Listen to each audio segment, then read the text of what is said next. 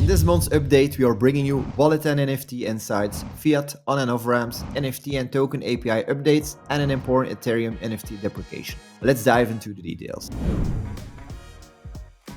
First up, real-time wallet and NFT insights. Before, getting insights took time. You had to query API calls, interpret raw data, or build your own dashboards. Today, everything is more visually simple and ready to use.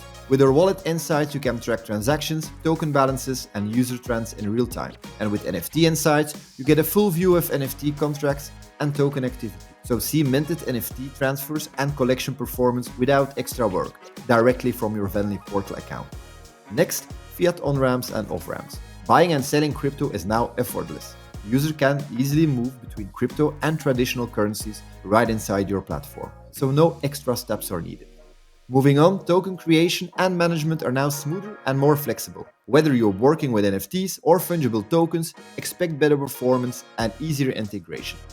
Finally, starting in April, you won't be able to create and mint NFTs on Ethereum through Venly. But don't worry, your existing assets are safe.